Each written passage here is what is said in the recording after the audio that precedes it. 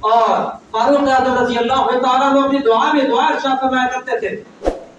اللہ سے دعا مانگا کرتے تھے،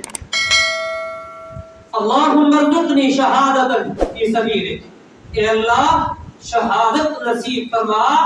اپنے راستے کی، وَاجْعَلْ مَوْتِي فِي بَلَدِ حَبِیبِکَ، اور میری موت بھی ایسے ہو کہ تیرے پیارے محبوب کے شہر میں ہو۔ بات سمجھے؟ اب بات کو سمجھے ذرا، دعا کیا ہے؟ شہادت کی، اور تمنا کہاں کی ہے؟ رسول اللہ کے شہر کی۔ دونوں چیزوں کا جوڑ نہیں بنتا، دونوں چیزوں کا جوڑ نہیں بنتا۔ اللہ کے پیارے محبوب کے شہر میں امن ہے، وہاں تو کوئی تنکا نہیں توڑتا، وہاں تو کوئی تنکا نہیں توڑتا، وہاں تو کوئی اونچی آواز سے بات نہیں کرتا، وہاں تو بات تو درکنار، وہاں تو کوئی تیز قدموں سے چلنا گوارا نہیں کرتا، اس لیے کہ جس جگہ پہ میرے قدم لگ رہے ہیں یہاں ہو سکتا ہے ان گلیوں میں کبھی نہ کبھی تو میرے آقا کے قدم لگے ہوں گے، اور میرے آقا کے چلنے کی چال کیا تھی، اور اس سے نہ معلوم کہ میرے چلنے کی چال میں بے ادبی نہ آ جائے۔ وہاں تو چلنے کے بھی آداب ہیں، وہاں تو بولنے کے بھی آداب ہیں، وہاں تو لیٹنے کے بھی آداب ہیں، وہاں تو سوچنے کے بھی آداب ہیں۔ سوچ بھی بدل جاتی ہے، گفتار بدل جاتی ہے، کردار بدل جاتا ہے، وہاں تو کوئی تنکا توڑنے کو بھی گوارا نہیں کرتا۔ اور اللہ کے پیارے محبوب کے خلیفہ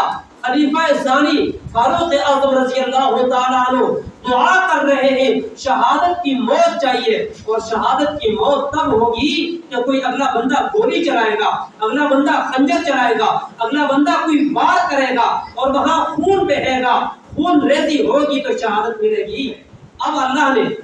اپنے پیارے محبوب کے پیارے محبوب کی پیاری شخصیت کی لاج کیسے رکھی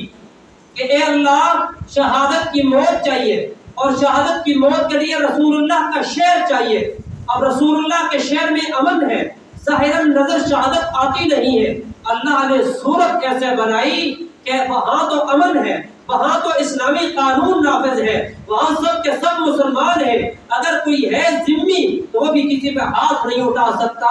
تو کسی کی سازش کے تحت ایک بندہ آیا، اور آ کر صبح کی نماز ہے، اور صبح کی نماز میں فاروق اعظم رضی اللہ تعالی عنہ عادت شریفہ یہ تھی کہ مصلی پہ کھڑے ہو جاتے، صفیں سیدھی ہوتی، صفیں سیدھی کروا کر پھر اللہ اکبر کہہ کر امامت شروع کرواتے، حسب معمول صفیں سیدھی کروائی، صفیں سیدھی کروا کر اب اللہ اکبر کہہ کر صبح کی نماز میں مصلی رسول پر مسجد نبوی شریف میں جب امامت شروع کروائی تو پیچھے صف میں چھپا ہوا ابو لؤلؤ فیروز جو ایک مجوسی تھا، اور اس کے بغل میں خنجر تھا، اس نے خنجر نکالا اور امیر المؤمنین کے اس جگہ پہ مارا، اور مار کر ایسی وار کی کہ وہ آر پار ہو گیا۔ امیر المؤمنین گر گئے، اور گرے اور فوراً امامت کے لیے پیچھے سے صحابی کو کہا اپنی آگے بڑھو، آگے بڑھ کے نماز مکمل کرو۔ چنانچہ صحابی آگے بڑھے،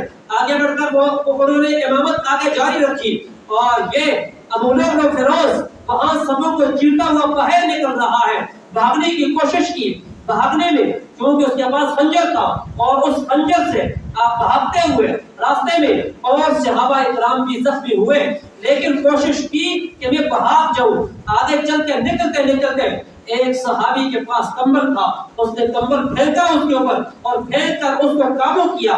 اب اس بدبخت نے سمجھ لیا کہ میں گرفتار تو ہو چکا ہوں، اب میری گرفتاری ہو گئی ہے، اور پیچھے سے تیار کرنے والوں نے ایسا تیار کر کے بھیجا تھا بچ کے نکل جائے تو ٹھیک، اگر پھنس گیا تو اپنے آپ کو بھی ختم کر دینا۔ چنانچہ جب وہ سمجھ گیا کہ اب میری جان بچ نہیں سکتی، میں گرفتار ہو چکا ہوں، اسی خنجر سے اپنے اوپر وار کی اور اپنے آپ کو وہیں ختم کر